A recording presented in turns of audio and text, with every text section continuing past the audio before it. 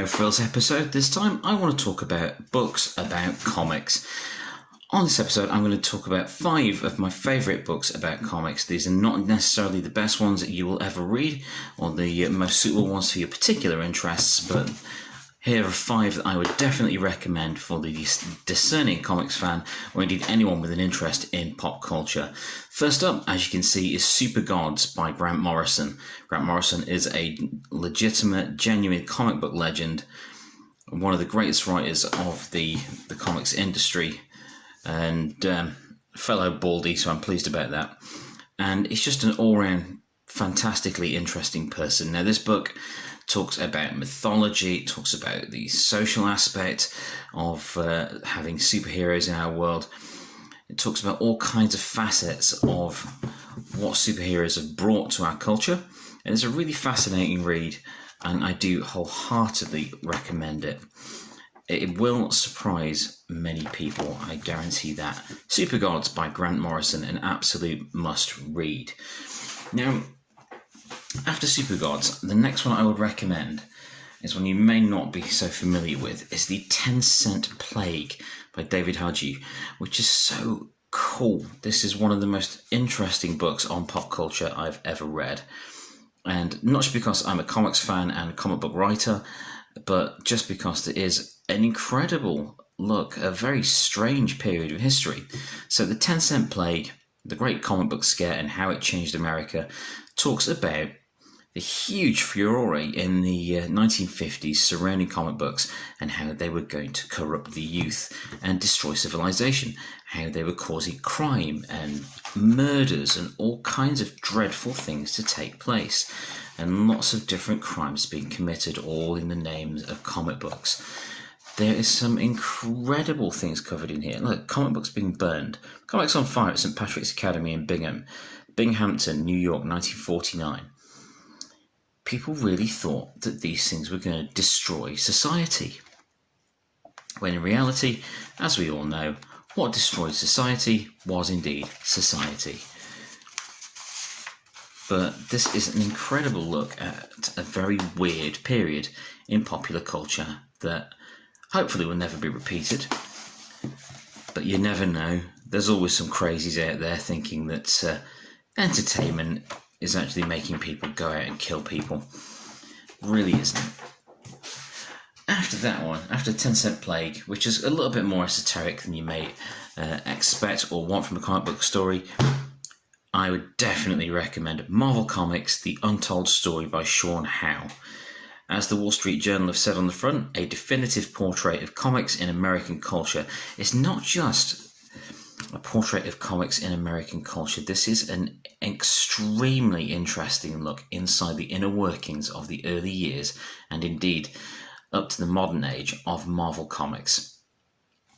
It's extremely in-depth. Look at the thickness of that beast. How long are we? So up to the index, you're looking at, crikey, this is a long one. Acknowledgements, author's note. Yeah, 432 pages of history on the development, the creation, and the rise, fall, and rise again of Marvel Comics. It's really fascinating hearing what Stan Lee and the early dudes of Marvel put up with in those first few days. It's a really interesting read, wholeheartedly recommended. It's very good value for money, very in-depth. Love it, great stuff. Now, going back to the subject matter of the 10-Cent Plague, another I would recommend. Oh god, this is hefty. This is a really fun one. The horror. Comic books the government didn't want you to read. So going through the whole thing that went on with the era where the 10-Cent Plague covers, about the comic book craze and the downfall of civilization. The horror shows you exactly what was going on there. This is an extremely in-depth and beautifully realised piece of non-fiction. You see there, introduction by R.L. Stine. I knew I was going to love that as soon as I found that out.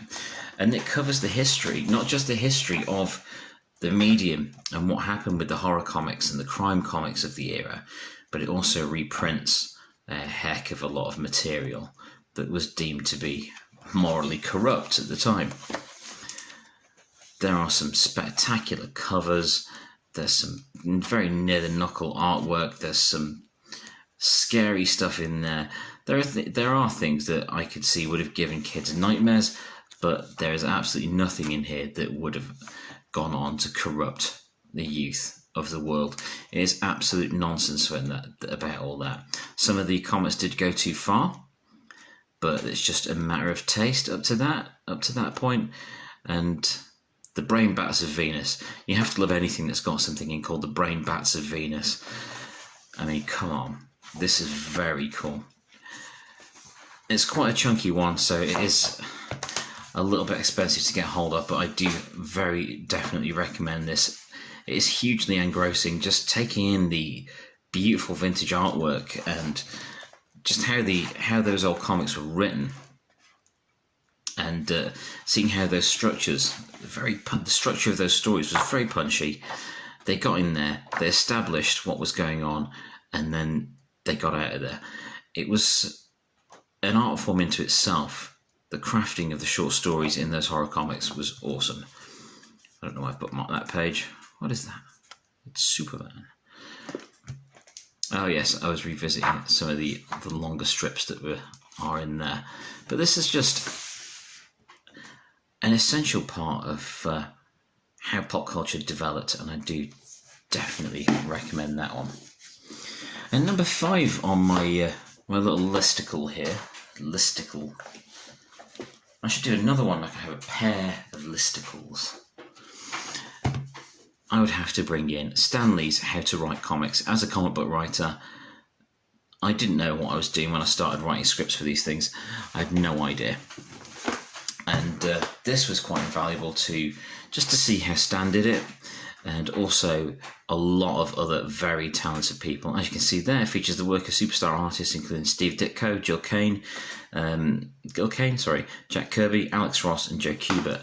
It also has a lot of tips on the structure of scripts, characters, foreshadowing. There's all kinds of stuff in here that is essential, not just for the comics writer or the budding comics creator, but just people with a passing interest in comic books or how things are made or writing in general. There is so much that can be learnt for every genre, I believe, in comic books, and getting to the point quicker. This is an indispensable guide. It won't be for everyone, but I do recommend you take a look at this because it is something special. Stan Lee's How to Write Comics. So that is those are the 5 I recommend tonight on this video. So we've got 10 Cent Plague, Marvel Comics The Untold Story, Super Gods by Grant Morrison, Stan Lee's How to Write Comics, and The Horror. But I must give an honourable mention to something really cool. Mail Order Mysteries. Real stuff from old comic book ads. Now this book is, it's so fun. If you are of a certain age, you will remember finding the American comic books that had all those weird adverts in the back for X-ray specs and the Charles Atlas adverts, and selling the Grit newspaper or Hostess fruit pies and things like that. You may remember things like that. This book, Mail Order Mysteries, finds out and collects together what those things were actually like when you sent away for them. Superpowers and special abilities. So there's the actual X-ray vision glasses that you got. It was absolute nonsense. Didn't work. It gave a vague illusion of it. But yeah, that's this is the stuff you would actually get. Creepy dolls, bird calls, a badge with Archie on. I mean, how could you not want a badge with Archie on it? Witchcraft stuff, kryptonite, which I believe was just a rock painted green. 132 Roman soldiers, and you did get 132 of them, but they were extremely thin and flimsy and tiny. 100 toy soldiers, all flat. It's amazing seeing just what these people got away with when they're putting these things out there. Monster-sized monsters, full 6 feet tall in authentic colour, only $1. And you got an enormous 6-foot poster. To be fair, I quite like the painted Frankenstein monster poster there. It looks amazing. Monster-sized monsters, 7 feet tall, $1. Cutouts. It's just a really entertaining look at what was available in the back of comics and what it really was.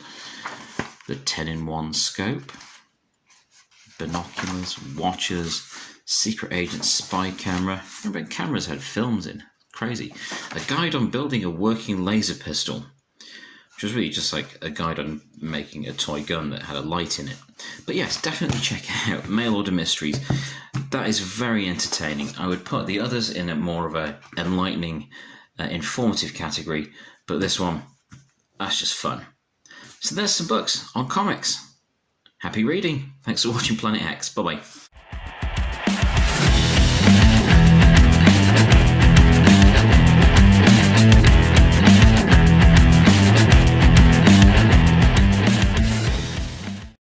Thank you for watching. Please like, share and subscribe.